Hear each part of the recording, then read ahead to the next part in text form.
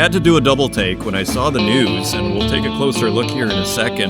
Hello and welcome to the Northern Miner Podcast. My name is Adrian Pocobelli, where we continue to follow this fascinating narrative of natural resources and how they continue to shape, policy of governments around the world, both locally and abroad, whether it's Teck Resources or Chinese rare earth processing facilities, or Indonesian nickel, or the latest, the nationalization, so-called, although it seems like a very, very, very light nationalization in Chile of lithium companies, and we'll go deeper into that in the news section. But all to say, the drama continues here. And turning to Teck and Glencore, which are front and center both locally and you could argue in the international mining news, check this out. So in the same story by Reuters, just to give you some context, the Greater Vancouver Board of Trade wrote a letter to Chrystia Freeland with concerns about Teck's future in Canada. And what Chrystia Freeland said was, quote, "We need companies like Teck here in Canada, companies with a strong commitment to Canada." And we'll get to the real meat and potatoes in a second here, but just a little bit more context. And then after Freeland's comment, Glencore pointed out to its April 3rd letter where it has said its deal, quote, "would not materially change the day-to-day operations at Teck's assets in Canada." And then it said it will honor all of Teck's commitments to local Canadian communities as well as to Indigenous communities to ensure their interests are acknowledged and protected. I mean, these days, I think that goes without saying, because I think what the Vancouver board was pointing out was actually the office jobs at Teck headquarters. I think everybody more than assumes that the Indigenous community's interests will be acknowledged and protected. One would think that goes without saying. It almost brings up a red flags of sorts, Glencore even mentioning that, but perhaps not. So they have reasserted that. So the voting has begun. I am on Tuesday here as I record this. So to give you a little bit of a sense of the timing here, Teck's institutional shareholders were due to vote by 3 p.m. Eastern on Monday on a Teck proposal to split its coal and metal businesses, with results released on Wednesday. So we're right in between those 2 days here. Glencore has said that there is no deal if shareholders vote in favor of Teck's split. They have also said that they'll see it as a win if the vote isn't in favor of the split. This is what blew my mind, though. My long preamble here.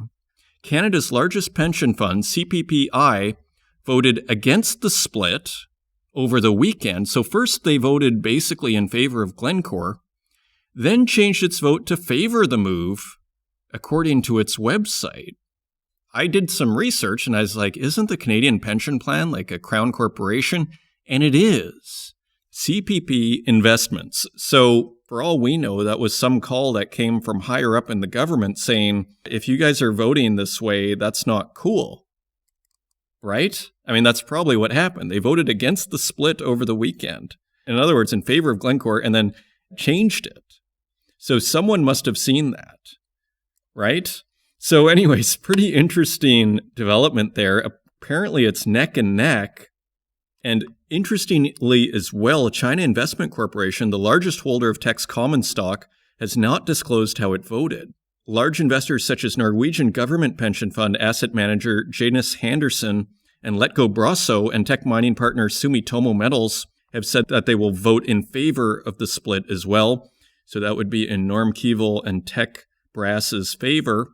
Proxy advisory firms Glass Lewis and ISS have recommended shareholders oppose dividing Teck, and Toronto-based Warada Capitals has said it voted against the move. So we're going to find out pretty quickly how this vote goes. I mean, my whole impression on this is the government, as well as Teck Brass, would love to see this vote go through, this split, because in a sense, it sounds like that would fend off Glencore, who has said that they will not support this deal if Teck is split up.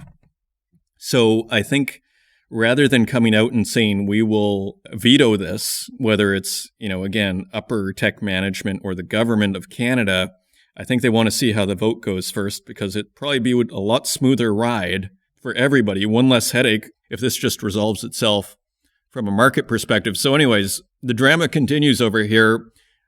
One senses that there's going to be the resolution, at least of the Glencore move, within hours, and we're going to know which direction this is going to go by tomorrow on Wednesday. So maybe by the time you're listening to this, you can actually do a quick search here on your Google and see what the outcome of this vote was. So very interesting. Coming up this show, I'm very pleased to welcome back Rohan Reddy, Director of Research at Global X ETFs. And Rohan has a very deep knowledge of the commodities markets, particularly metals and oil. So I asked him about oil. I mean, it's a very untypical in its moderation view. I mean, his macro is actually fairly positive for the second half of the year. Again, he says it's a late stage cycle, suggesting that commodities could do well, but you'll see many financial commentators suggest that we could be heading for a real disaster in the second half. That is not Rohan Reddy's view. Perhaps a refreshingly positive perspective here from Rohan Reddy. And also, I get his reflections on oil, which again, I'm hearing all sorts of concern and consternation about how there's going to be a serious deficit here by the second half, later in the year, maybe early next year. In oil, Rohan does not see it that way. So some very interesting insights as well as on uranium, lithium, which has been very interesting, and a little bit on copper. So a very interesting interview with Rohan Reddy coming up. Other than that, I mean, earnings are starting. Alcoa came in and they basically went down 10% last week from $41 to about $37. So they were warning also that Russian aluminum will overwhelm LME warehouses. So they're back to warning about Russian aluminum over there. So we will follow earnings season here and check out what all the miners are doing. If you want to find us online, you can find us at northernminer.com. You can find us on Twitter at northernminer, and on Facebook, LinkedIn, and YouTube, where we also host these podcasts, and wherever podcasts are available, including Spotify, Stitcher, Apple Podcasts, and SoundCloud. And with that, let's turn to the news. And turning to the website, Teck scrambles to secure split vote with outcome uncertain. And this is Niall McGee of the Globe and Mail, courtesy of mining.com. And it says here, and it's a little bit of a complicated paragraph, but I'll read it for you. Teck Resources' split vote hangs in the balance with the outcome too close to call, its biggest shareholder missing in action, and back office problems causing frustration behind the scenes, a source familiar with the vote said. So in other words, someone who is on the inside said that the outcome is too close to call, and that its biggest shareholder is missing in action, and back office problems are causing frustration behind the scenes.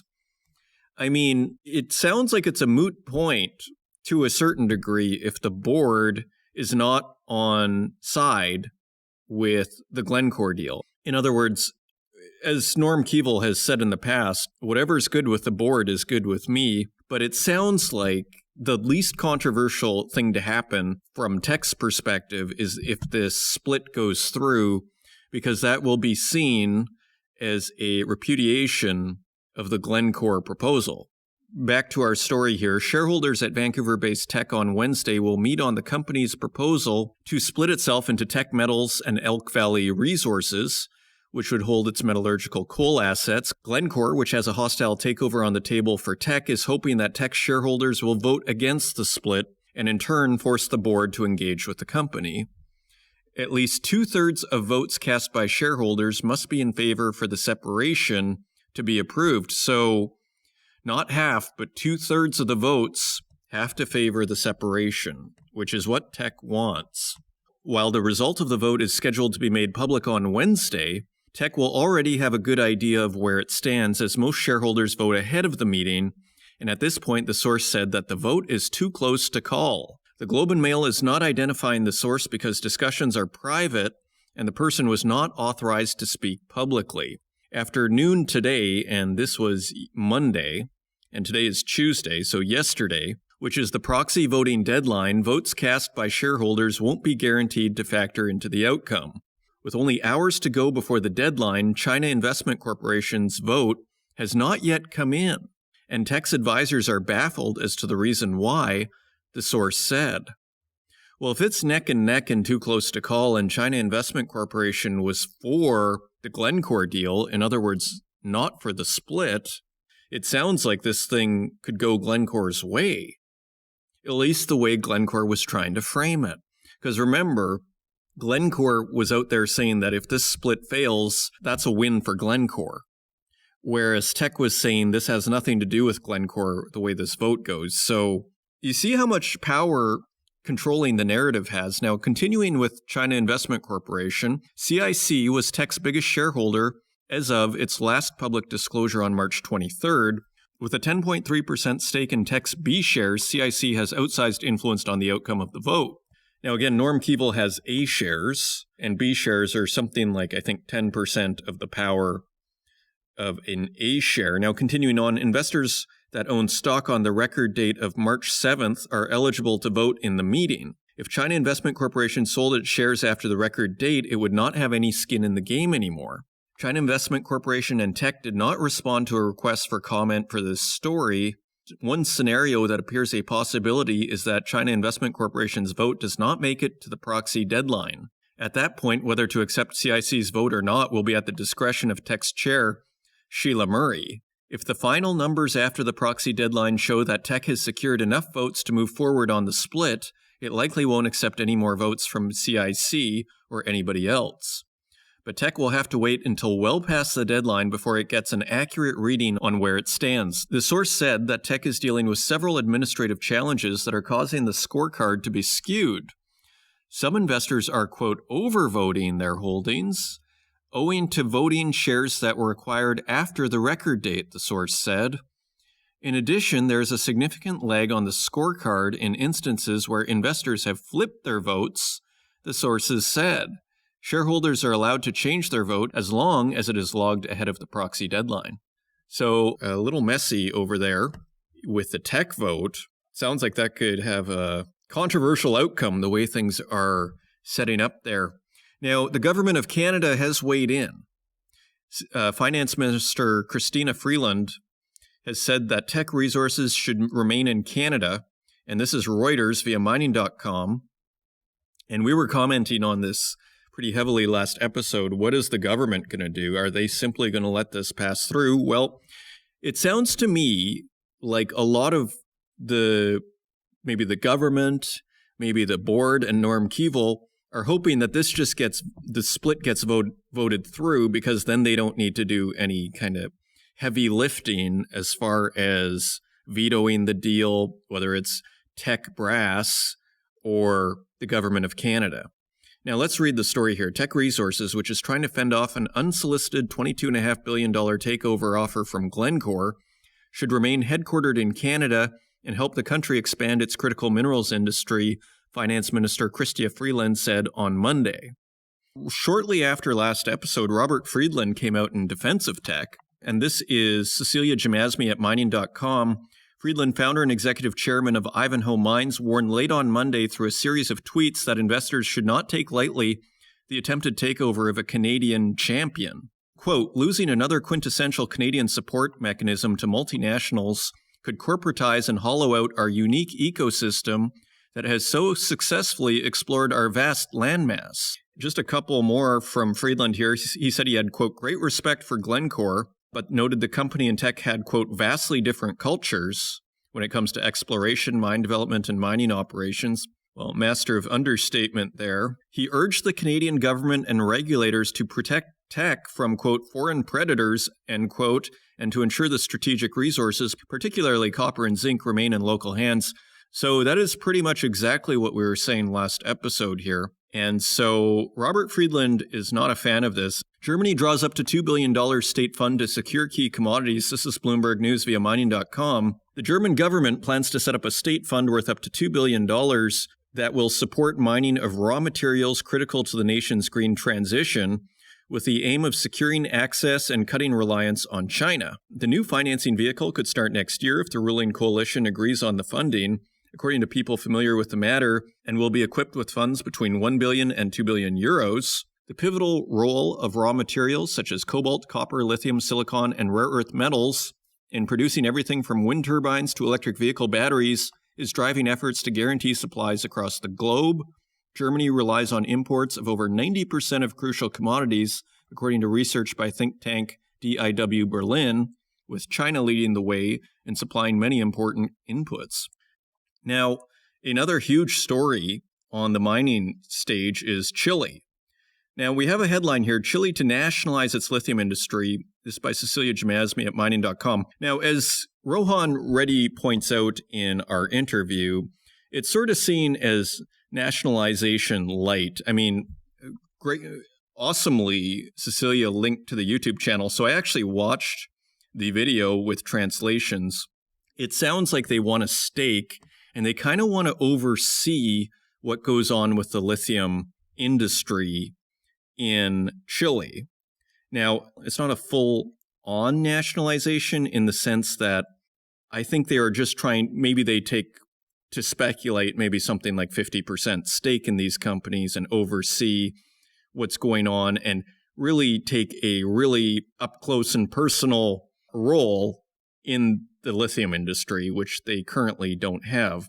Very quickly on the story here, Chile's President Gabriel Boric announced on Thursday night his government would nationalize the country's lithium industry, applying a model in which the state will partner with companies to enable local development.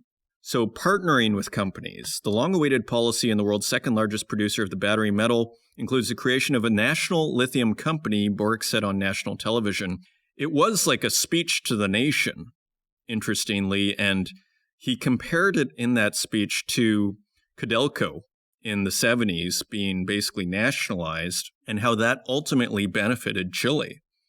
So a quote from Boric, "This is an opportunity for economic growth that will be difficult to beat in the short term. We cannot afford to waste it." So what really struck me as I watched that video was the sense that they were taking a page out of Indonesia's playbook, because he mentioned, there were 5 points that he had mentioned, and the last point really stuck out, which is he wanted the generation of lithium products with added value in Chile. And isn't that exactly like Indonesia saying, we're not just going to send you our raw materials where you make all the money when you make the batteries. We want you to make the batteries here. And so maybe getting a controlling stake is really just making sure that things really are going, that they have full control over what happens here. It sounds like they're not kicking out, the private companies, but they want a kind of a final say, and not just in theory, but in practice. And Boric said he hoped that lithium miners already present in Chile would be open to negotiate state participation before the end of their contracts. So this doesn't sound, again, it sounds like he wants the private sector to stay, but we're going to determine ultimately what happens with this lithium. So resource nationalism continues here.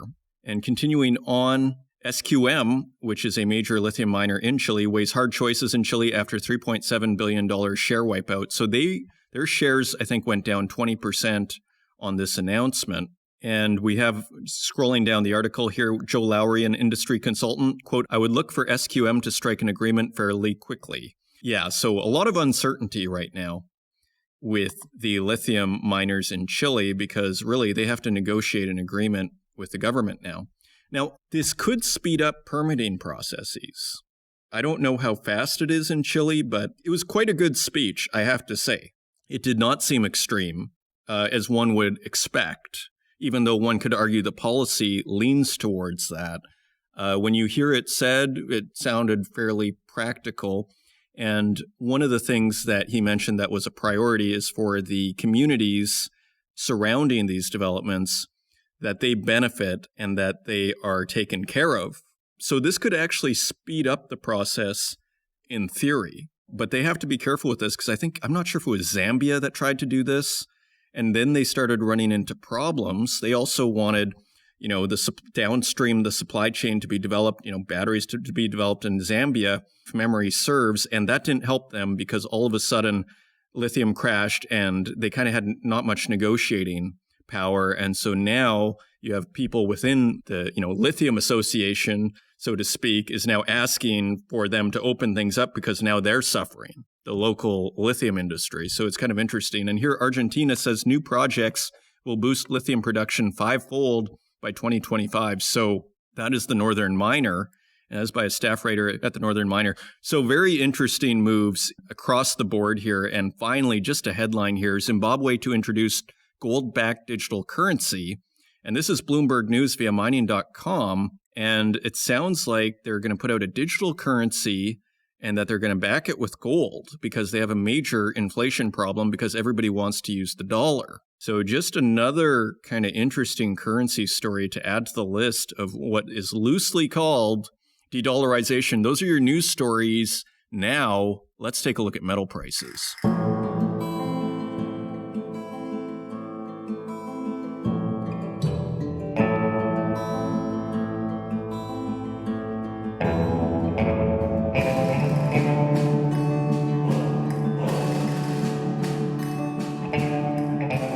And turning to metal prices, let's just take a quick look at the U.S. 10-year Treasury bond, and it is yielding 3.447%.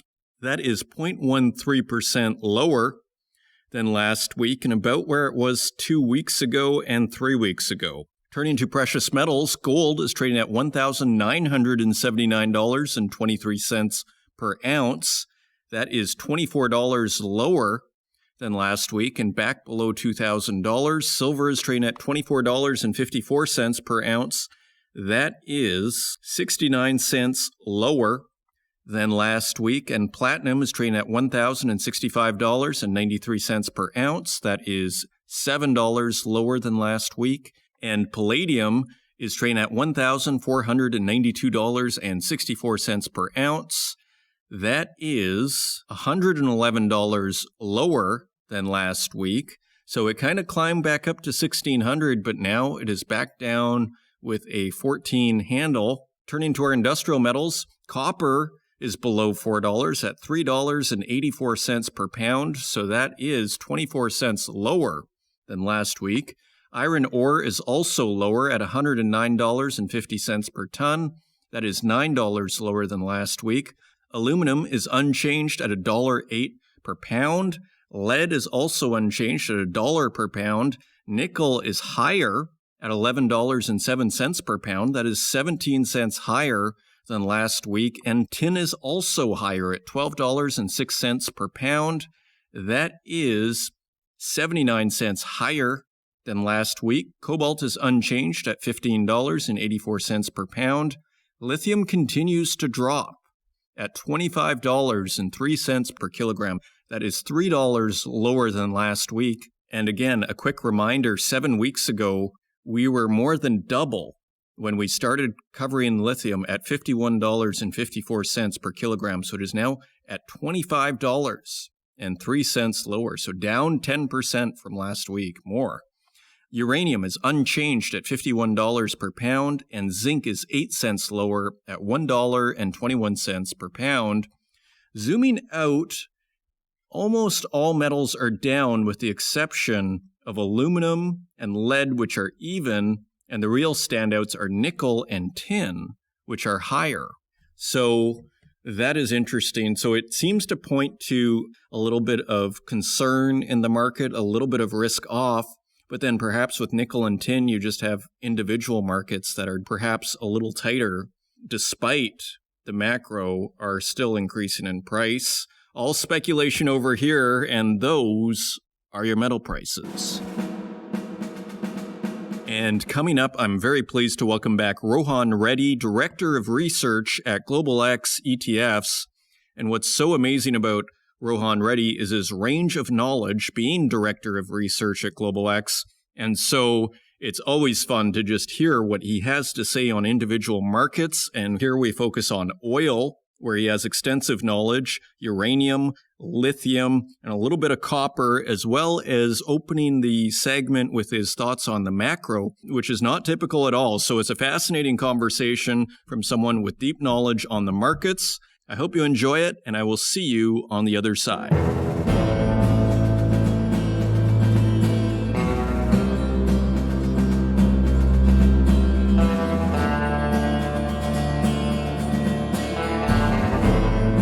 Joining me today, I'm very pleased to welcome back Rohan Reddy, Director of Research at Global X ETFs, to the Northern Miner Podcast. Rohan, it's been a while. Welcome back. Thanks a lot. Great to be here, Adrian. Well, I'm really excited and glad that you're coming back to help share your knowledge on the markets, and it is extensive. So for openers, How are you seeing things just from a very big picture here? I mean, we've had a big run up in stocks. Commodities seem to have the wind in their sails. Precious metals are up, oil, just stepping back. What is your big picture view of what is happening out there? Yeah, I think it's clear that when you look at a lot of the price action in commodity markets and even just general financial markets, it's clear that there's late cycle dynamics at play over here. And I think that is somewhat interesting to setting up the entire commodities picture because usually in those environments, commodity prices tend to be elevated. And so I think for investors looking for opportunities in these markets, we do see that commodities in particular look a little bit more attractive than maybe they would at other parts of the cycle. So a lot of times people are asking us, how do we time out these markets? Which types of commodities are best positioned? There's actually a few different options, which I think makes it a really exciting time to be in commodities because when you look at the traditional, say, 60-40 portfolio of equities and fixed income, last year was a very challenging year for that kind of a portfolio because interest rates were moving up. That was adversely affecting equities and fixed income. So people were looking for different avenues to try to play the dynamics in the market. And I think commodities were one of those few areas that people are saying, well, could be a nice time to get back in if you haven't been in already. And for those who are maybe under allocated, increasing some exposure there.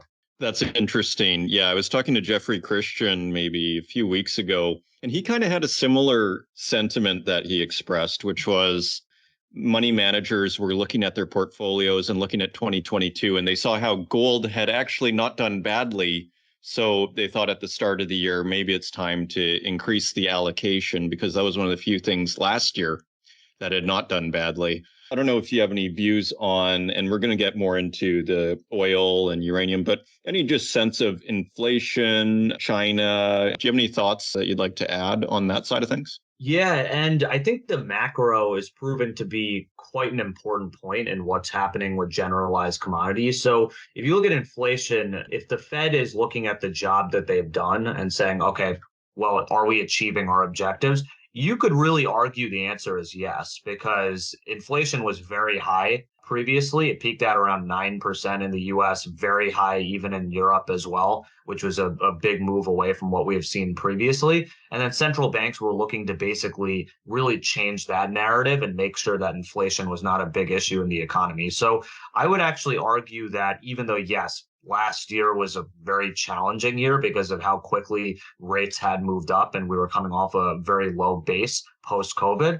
It was necessary in making sure that consumers were not massively adversely affected. So I think the inflation story is starting to become a little bit more positive. We do see that if you look at the futures markets for rates, it doesn't look like rates are expected to move up a ton here, which I think is a positive and sort of base setting what we see as our outlook, which is a much more calm, lower volatility environment. And you're kind of seeing that in equity indexes like the VIX, for example, are starting to taper down and where their levels are. So China, for example, I think another positive story that we saw there was the inflation, the surprise I think that we've been seeing with the GDP, for example. So GDP came in at 4.5% growth, which was more positive than what we had seen, especially when things were closed down in China. And that was a big issue in the second half of last year. And that had a huge effect on broader markets, but I would say in particular, commodities markets, because China is the world's second largest economy, has a very big impact in the entire commodities complex. So the fact that we saw Q1 come in more positive, that I think is proving to be another positive to the story here about what we could see for the second half of the year after what we've seen so far in Q1. So I think that's another upshoot. And then I think to your point about gold and what we're seeing generally within investor sentiment and the markets, it's not surprising to me that gold has started to shoot up a little bit and reaching these almost like record like levels going above 2000 an ounce, for example. That I think was in line with what we had been seeing with this risk off environment where investors were moving away from riskier assets into things that were more protective in nature or those that were seen as safe haven. So dollar, for example, gold, even things that could pass through interest rates going up. I think those were all assets that were getting more interest. So gold for a while had been sitting out a lot of the commodities rally. And I think now it's starting to get a little bit of the luster back. It kind of goes at its own speed, doesn't it? Like it doesn't follow anybody. That's so funny. So it just sounds to me, before we kind of get a bit more specific into, say, oil and whatnot, it sounds like to me you don't have the view that we're going to fall off a cliff in the second half that kind of many people out there have, that it's like, the first half is kind of the calm before the storm. Is that correct? Yeah, in fact, we would actually have the opposite narrative and the opposite viewpoint to that whole. So maybe it's a little bit contrarian, but I think a lot of it has to do with what we saw last year, where things were really selling off at like a big rapid pace. And obviously, that was very challenging for investors. But the thing is, if you start to look at what we're seeing with the macroeconomic environment, things are starting to normalize and I think becoming less of a headwind. Whereas last year, that was where we saw a major headwind in macroeconomic and the fiscal like outlook and also monetary outlook, obviously. So with the monetary policy, I think the issues to start this year was whether, for example, the Fed's terminal rate was going to go up from 5% and move up to, say, 6%. That would have been, I think, a headwind. Things have seemed to taper off because with that expectation because of inflation starting to move down. So connecting it back to the inflation story, I think the fact that the Fed is starting to pull in and rein in inflationary pressures, I mean, still definitely high, right? Like 5% in the US and elevated in other parts of Europe. But we are starting to see that because inflation is moving down, we don't necessarily see that rising rates is going to be a major headwind. Certainly the curve being inverted is a little bit of a challenge right now, but I think our view is that in the second half of the year, if you see rates stay steady and then you start to see, for example, consumer sentiment improve, labor numbers are generally pretty strong. And I think if you start to see maybe the dollar taper off, there could be additional demand from foreign countries. So we actually see a scenario where there could be a little bit of a rally in the second half of the year. And we've already seen positive market moves, particularly in the equity markets to start the year, which I think was somewhat unexpected. Part of it was because a lot of the pain was built into last year and was factored into market expectations last year. But we're also starting to see, I think, if you look at like growth assets, those have been the ones that have really outperformed the most, like tech and all of those. So you might see a shifting in that. Maybe value starts to come back more in the second half of the year. But I do think generally across riskier assets, including commodities, we do have a positive and constructive viewpoint for the second half of the year.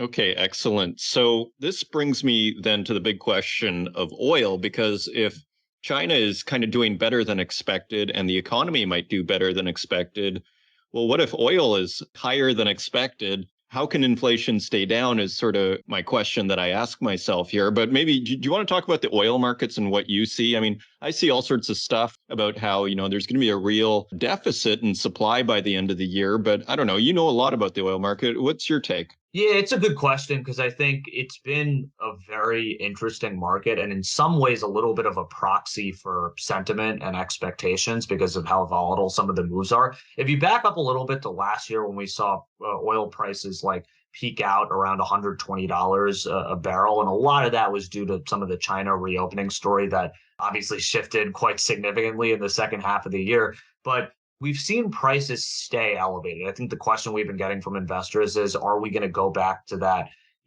post-COVID initial period where oil prices were very low and very difficult for some of the producers to make money, and even in prior years when oil prices were generally more on the depressed side? We don't see that because if you look at forward-looking expectations and going back to your point, Adrian, about whether there's going to be like a deficit or anything like that, OPEC has really not rushed to raise production. And I think it has been somewhat surprising. Part of it is the lessons learned in their initial, post 2014 period when they were really racing for market share and trying to control parts of the market. That proved to be not a positive strategy and one that hurt a lot of the member states within OPEC. So that's been part of it. The second thing has also been in light of the Russia-Ukraine war, where Russia makes up, pre-COVID, it made up around 10% of all global oil production.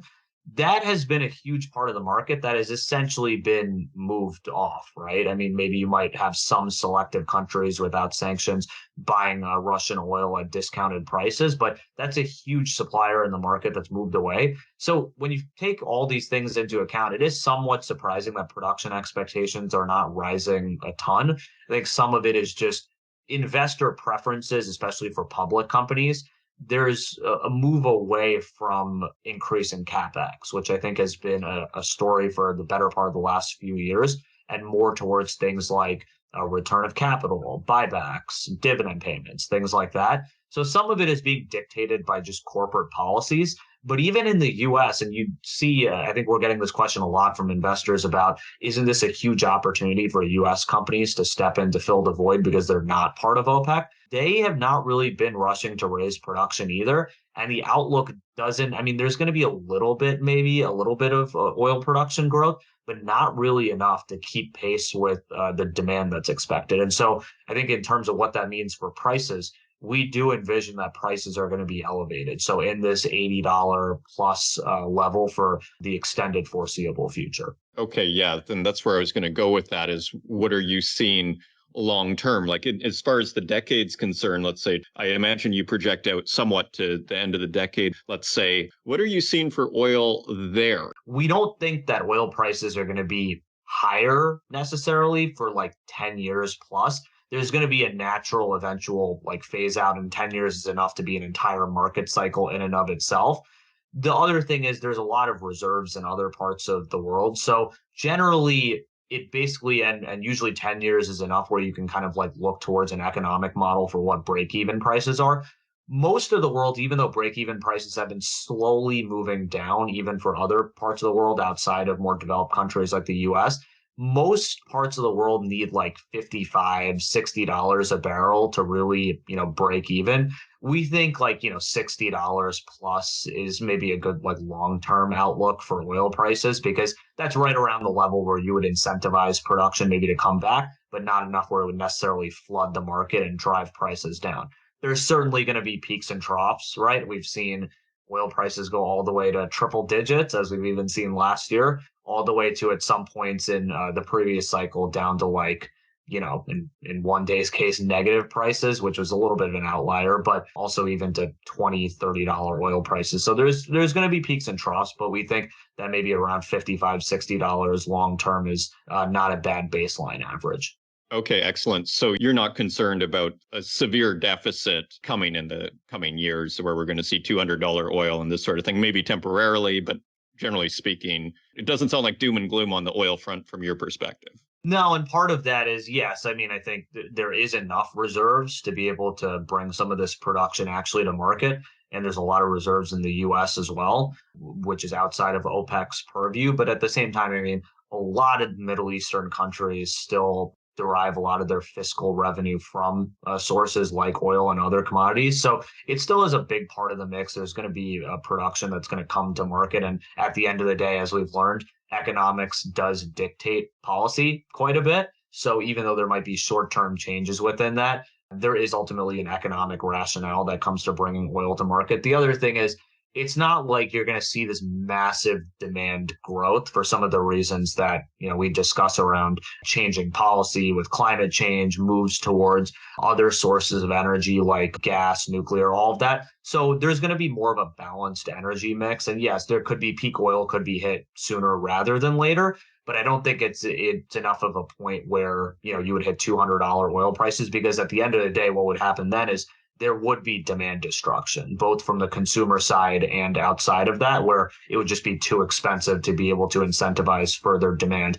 What I do think is interesting, just looking out more towards the next even like few years, in light of the Russia-Ukraine war, which I think was very eye-opening to both Europe, which was more directly impacted by this, but even the entire world, relying exclusively on one source of energy is really a risky proposition, I think. And Europe learned this, in particular, like some Western European countries, the hard way with the reliance on Russian natural gas, for example. So I do think between the climate change policies and initiatives in place, which are, in place for the next 3, 4, 5 decades plus, and also the move to diversify sources of energy, that's going to make, I think, these peaks and troughs a little bit less frequent, which I think has been somewhat of a change from what we've seen in prior decades. Okay, fascinating. And that brings us, of course, to nuclear and the situation with uranium.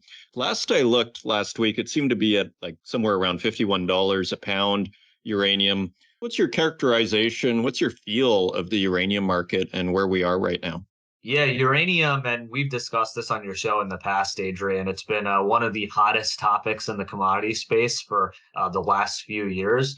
I think what you're seeing is there's a big story in the long term for uranium, just because it's the primary fuel input that goes into nuclear power plants. And definitely the stigma around nuclear has shifted in light of things like the Russia-Ukraine war. But even just in general, I think it's viewed now safety, technology, lack of emissions during operations. These are all like things that I think have really changed people's perceptions in light of maybe what we had seen with prior incidents, for example, and things that were lingering in people's minds. But we do see a very strong case for growth in the nuclear and the uranium space. I mean, China is probably the biggest part of that, just because they've been looking to build a lot more nuclear power plants, both in terms of what's being planned on their end and those that are currently under construction. So they're going to be a huge source of demand. And I think the Asian continent itself, between other countries like, India, Korea, there's going to be a lot of demand coming from those countries, which at the end of the day happen to also be big population centers as well. And they use a lot of electricity. So we do see that electricity demand through 2050 is expected to actually go up by a full 50%. So there's a lot of power demand that's needed, and nuclear is going to be a big part of that solution. You mentioned, prices being like hovering in this range bound area where they're around like $50 or so and not really moving a ton off of that. It has been somewhat interesting because I think you do envision a market where it is going to be in deficit, and I think it's probably one of the markets that there's going to be a deficit for the next even 10 plus years if you look at a lot of the projections. But at the same time, uranium prices aren't spiking.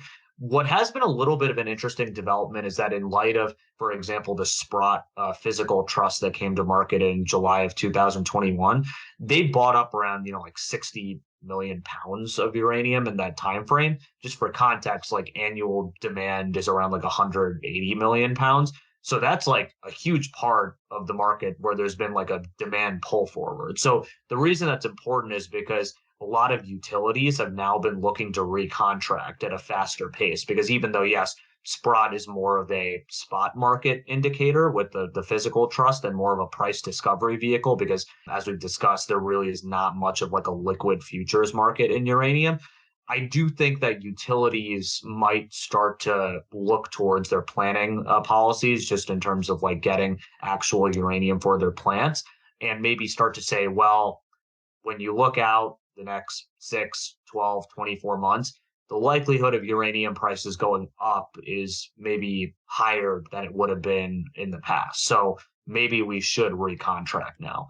I think what that means in terms of uranium prices is you could start to see more price action on the upswing, because long-term prices might start to reflect a move up if utilities start to enter the market and recontract further. So I think that's the thing maybe we might see in the future that is not necessarily happening to a massive extent now. But when you look out and see a lot of the projections, supply, demand, all of that, it is one of the markets that we would envision is going to be most in deficit, even relative to other commodities. Yeah, it's so interesting, that market in its boringness, in a sense, from a market perspective. I mean, people have been talking since like 2012 about uranium, and we have actually seen some movement in the last few years, it seems. But it's the timing is very difficult, it seems, and people have been waiting a very, very long time. So it sounds like, the fundamentals look good as far as you're concerned, but the timing, well, who knows? I mean, is that kind of your point? Yeah, and a lot of this, I think there's different ways in other markets to play uranium, between equities, derivatives, all of that. This market is a little bit different, right? I mean, you have the physical trust and Sprott, you have ETFs, and you have single equity holdings. And maybe if you're a hedge fund, you can actually buy physical pounds. But for standard investors like you and I, really equities and ETFs are like the main way to play it. And the thing is, at the end of the day, these are leverage to the price of uranium, especially those junior miners. So I do think like a lot of times when you see market moves, they could be exacerbated on the equity side because of just how tied they are to the actual price of uranium and just the forward looking expectations. And a lot of times ETF flows can also have an outsized impact on the underlying equities themselves. So it is a little bit of a unique market. I would say timing wise, like, yes, we do actually like uranium a lot right now. So even tactically, it's one of the areas that we like. But I would say it's changing a bit where it's also becoming a bit of a long-term play. Usually a lot of commodities you like to play, tactically, for example, even in some cases like copper, that's an interesting one where a lot of times it's a proxy for global demand. But there is this whole clean energy story that's moving into uranium and even to an extent other parts of the commodity complex like copper, where there are these long-term tailwinds at play. So I would actually say for those who have like a dedicated commodity allocation in their portfolios, uranium is not necessarily tactical these days. It could be one where you could sort of sit and buy and hold. And we do actually have a lot of the commodities that we cover, one of the most positive outlooks on uranium.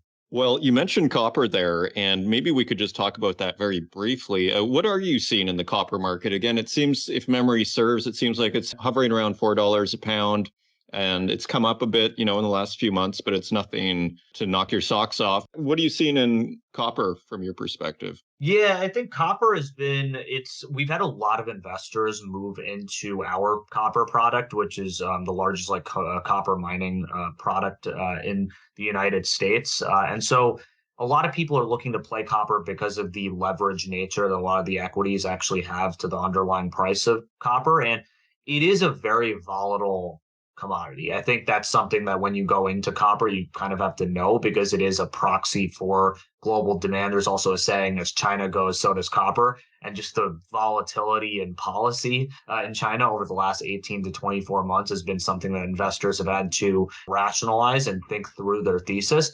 But we do think that between maybe the dollar starting to taper off, if that does happen with Fed policy, maybe not moving rates much higher from here, and you start to see even a rate cut in the second half of the year, dollar weakness could actually be a positive for copper prices.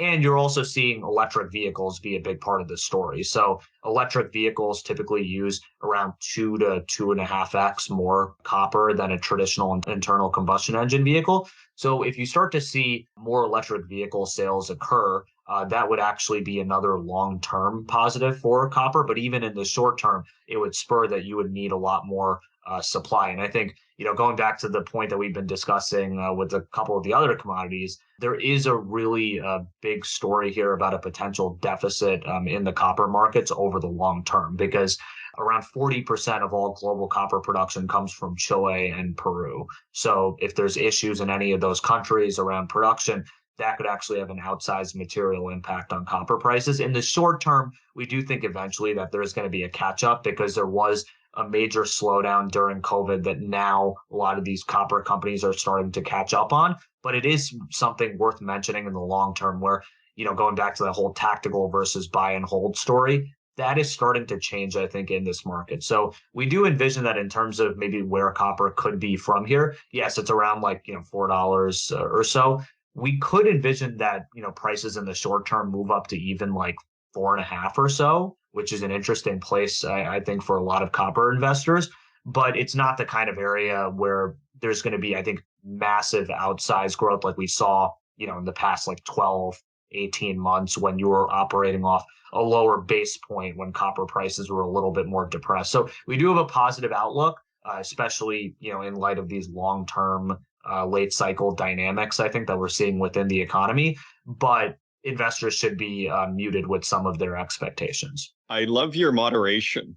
You have the moderation in the oil. You have the moderation. I love that because it's like everybody wants the drama, but you're providing us with maybe just some sober analysis. So could you talk about lithium? I mean, we've seen a lot going on with very dramatically this price drop. in the last few weeks. And it seemed to go from, if my memory serves, $55 down to 28 or something dollars per kilogram. What's your take on the lithium market? It's been an interesting part of the market. And as you're probably aware, we run the LIT ETF, which has become a bit of a barometer for how investors start to look at lithium. Because again, another part of the market where it's kind of difficult to get actual, investment into futures and things like that you might get in more traditional commodities.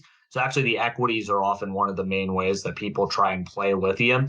And so there was a huge move up in lithium prices in prior years when prices shot up, especially on some of the China carbonate prices. And now there's been a much more sobering move down, partially because of what we've seen, I think, with the slowdown in China, but even because lithium prices were high, there were expectations that if we started to see electric vehicles, like end prices for electric vehicles move upwards, that it would eventually dampen consumer demand. So I think some of those fears were permeating a little bit in the market already, and they were percolating a little bit prior to even the news that we saw a few days back of the potential shift in policy that Chile has announced, that they announced on Thursday around. Some are calling it a nationalization. Others are calling it like a quasi-nationalization. I guess it depends on how you interpret what was said. But basically, if you start to see operations in Chile, for example, and you already have existing contracts, there could be some headwinds there. I think some of it remains to be seen on how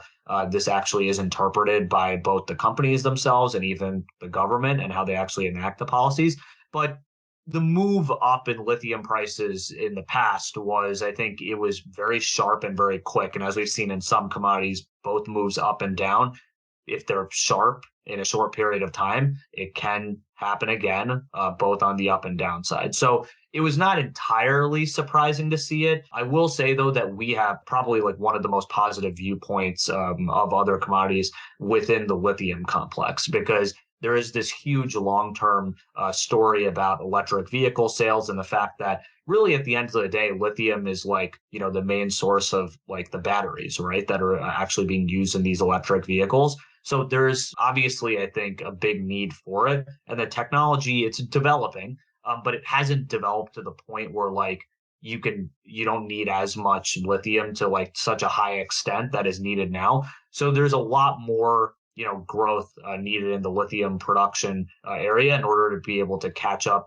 with some of the supply and the demand that's needed for supply. So I do think like electric vehicle sales is just this like secular thing that's changing. There's some countries that have been very aggressive with policies, like, for example, like phasing out internal combustion engine vehicles, and some car companies specifically that have done that. But I will also say a lot of car companies are trying to like get out in front of this, even like traditional automakers. They're trying to source lithium supply, for example, like General Motors. I think they just did a deal with a lithium production company in order to be able to maybe tighten up the supply chain. So that would not be surprising to see. I think companies that are looking to get into the electric vehicle production space that will look to invest in more downstream and upstream sources to be able to actually bring lithium into their supply chain.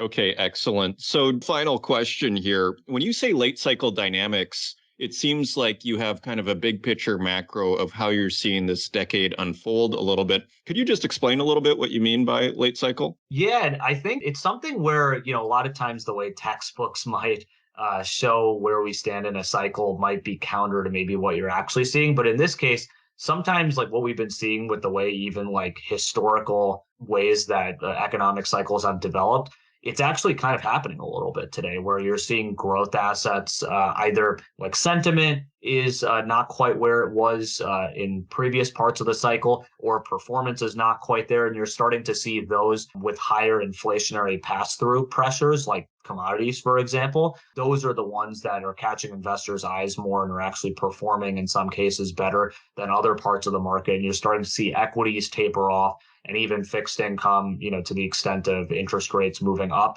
And there is, at the end of the day, more of a move towards some of these treasuries and basically essentially risk-free assets that are traded by investors. And even we spoke about gold prices moving up. So there's a lot of rush towards these sort of like, risk-off assets, but at the same time, also those that tactically right now are doing quite well. And I think the performance in a lot of cases of, multi-asset across the entire multi-asset spectrum is really reflecting that. And you are also starting to see a little bit of that in the economic data show. I think what is interesting about this cycle, though, and even though, yes, I would agree with that term that we are late cycle and late cycle dynamics are starting to show. But what is interesting about this cycle is we really have not seen what the effects of a public health pandemic have done in prior cycles, right? So this is like kind of a bit of a new era for us a little bit in terms of what the actual effects could be in the rest of the economic cycle. Obviously, we saw it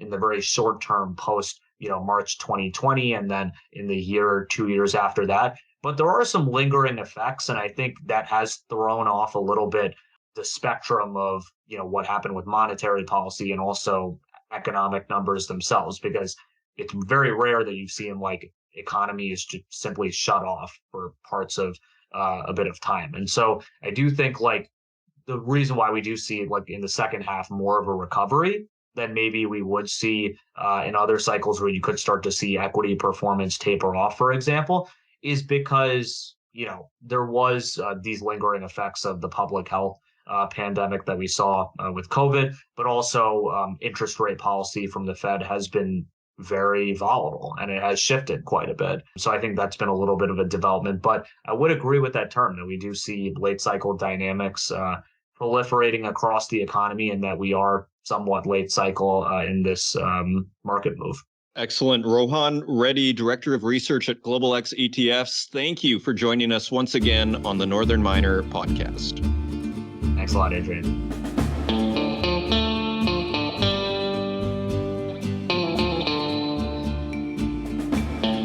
Another super interesting interview with Rohan, and I gotta love, as I said in the interview, his moderation kind of reminds me of Jeffrey Christian a little bit, and I also enjoy the fact that he has a fairly untypical view of this market. I mean, at least when you're talking, with the gold crowd, you tend to get this sense that we're heading for a catastrophe in the second half. Even Jeffrey Christian seemed to suggest that, we were in the foothills of a larger crisis that could happen later this year. So anyways, very interesting perspective from Rohan on the markets. Thank you once again for joining me. And if you want to help out the podcast, please leave us a review in the Apple Podcast directory. Share it with your friends. And until next week, take care.